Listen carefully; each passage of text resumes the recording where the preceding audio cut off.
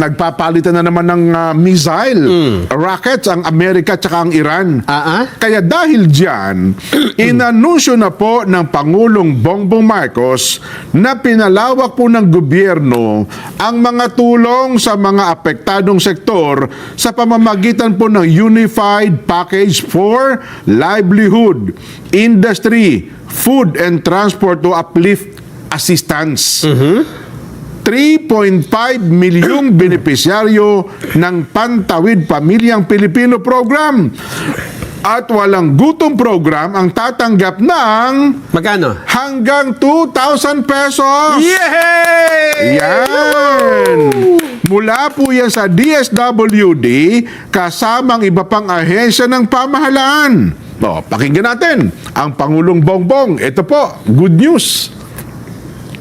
Gayon din ang 1.5 milyong manggagawa at kanilang mga pamilya na may mababang kita na nakampirma sa talaan ng Social Security System. Sila ay makakatanggap ng 2,000 piso kada buwan simula ngayong Hulyo hanggang sa Disyembre. Layunin ng uplift assistance na mapangalagaan ang kakayahan ng mga pamilyang Pilipino na matustusan ang kanilang pang-araw-araw na pangangailangan. Kasabay nito, pinalawak natin ang saklaw na tulong upang mas maraming Pilipino ang makinabang sa programa. Titiyakin ng pamahalaan na maipagkaloob ang tulong na ito na mabilis, maayos at mas maginhawa para sa mga Pilipino sa pamamagitan ng digital na pamamaraan.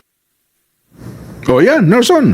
Ang mga manggagawa naman na mababa ang kita at nasa kategoryang mahirap, batay na po sa 2024 Community-Based Monitoring System, tatanggap ng 2,000 kada buwan. Yehey! Every month. Simula po ngayong July. Buwan-buwan yan, ha? Buwan-buwan, ha? Ganyan dapat. Hanggang December. Akala ko habang buhay. Hindi naman, hanggang December lang. Baka kumita na kahit paano, no?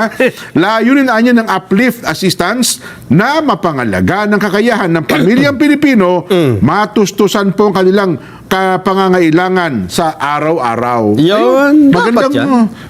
2,000 pesos. Oo. Pandagdag na rin yun kahit paano. Oo. Tama yan. At sa ilalim daw po ng programang ito, mabibigyan ng agarang tulong ang 7.5 milyong kabahayan o 37.5 milyong Pilipino sa buong bansa. 37 milyon at 37.5 milyon na mga mamamayan. 2,000 ba? Malaki-laki din yun, ha?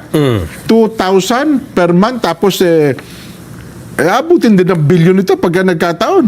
Ano itatanong mo kung ganyan kalaking halaga? Saan natin kukunin yung salapi? Pera? Oo.